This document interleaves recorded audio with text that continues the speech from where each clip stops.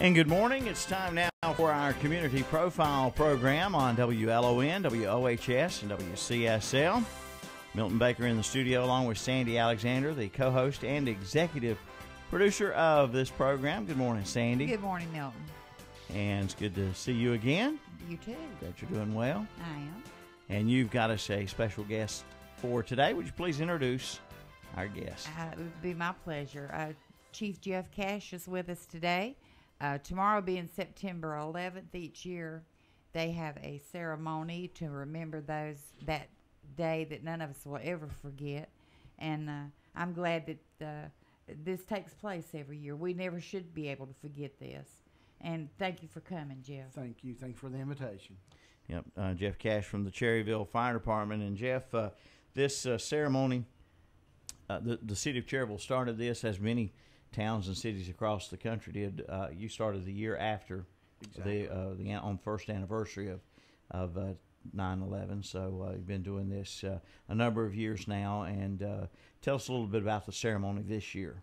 It'll take place tomorrow at the fire station, 411 East Church Street, across from Rudisill Stadium. Mm-hmm. And it'll start about 9 o'clock. People would probably need to start assembling there at 8:45, and we'll actually kick off the approximately 20-minute ceremony at around 9 o'clock to kind of coincide with the events that were taking place around that time on September 11, 2001.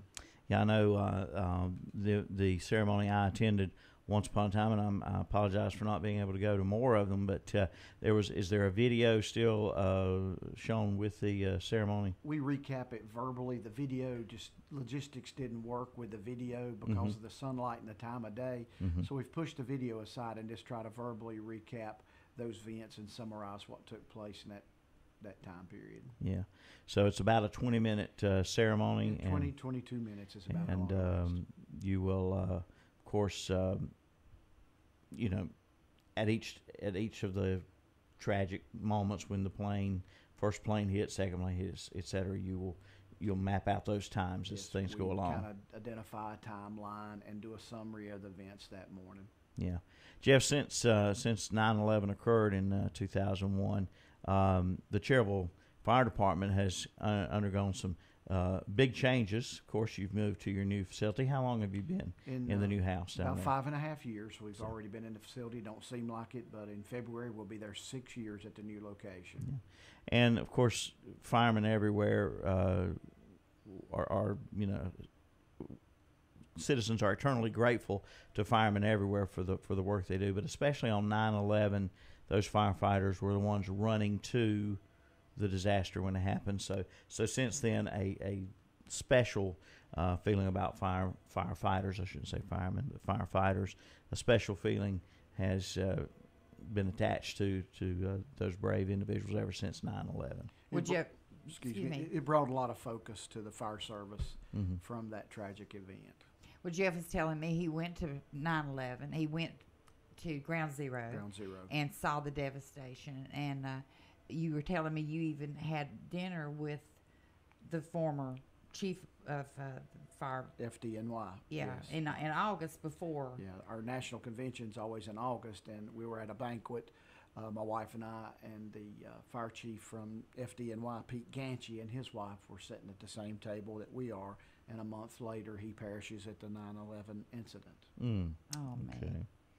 So that so many people just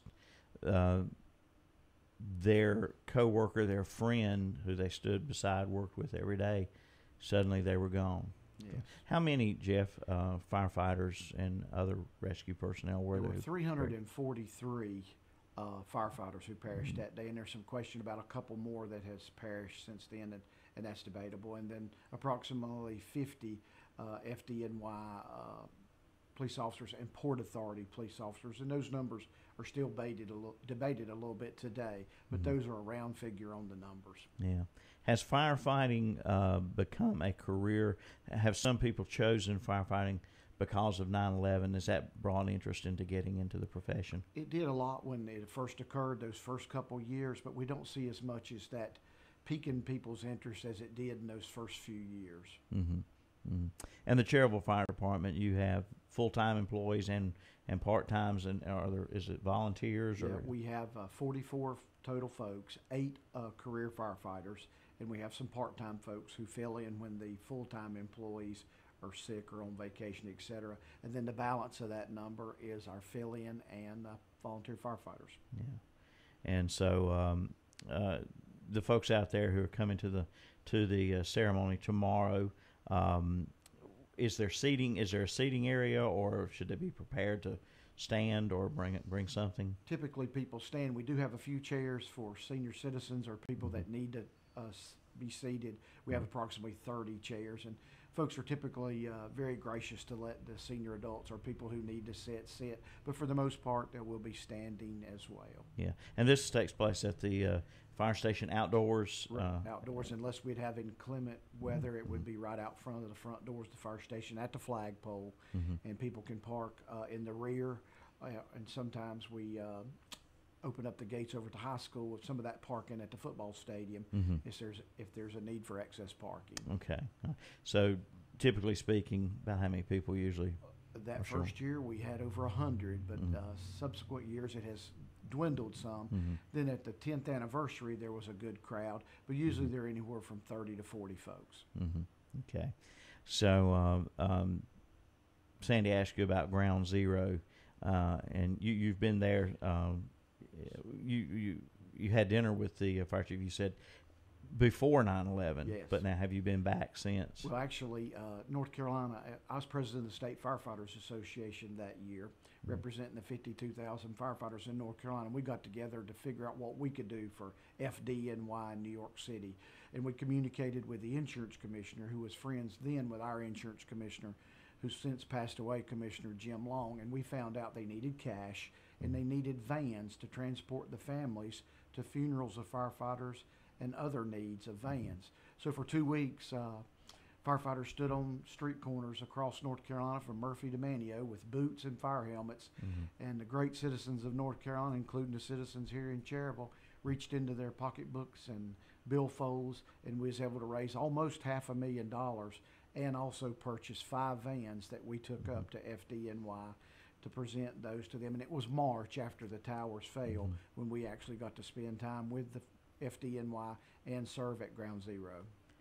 I guess everyone has their emotions at the time of 9/11 were shock and anger, and then later sorrow at the total loss.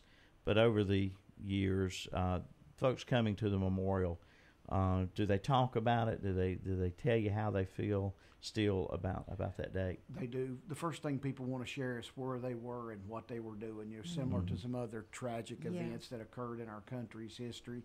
And a lot of the older folks, senior adults, equate it to attack on Pearl Harbor.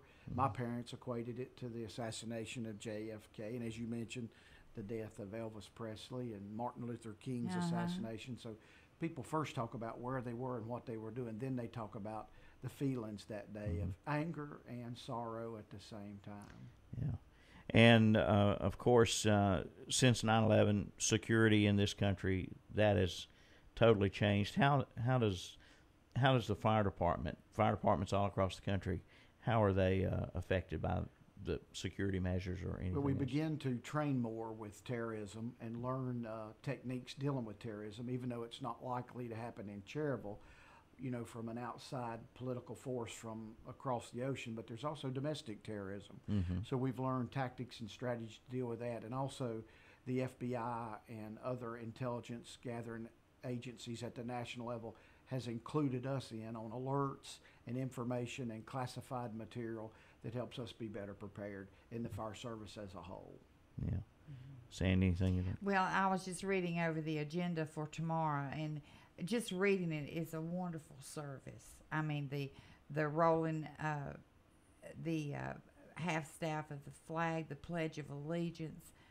You're going to do a 9/11 recap. Yes. Prayers, which Lord knows we need those. Praying for the civilian victims. Pastor Eric Childers from St. John's Lutheran will do that. Our friend Pastor Vince Hefner will do the emergency service workers and families, a prayer for them.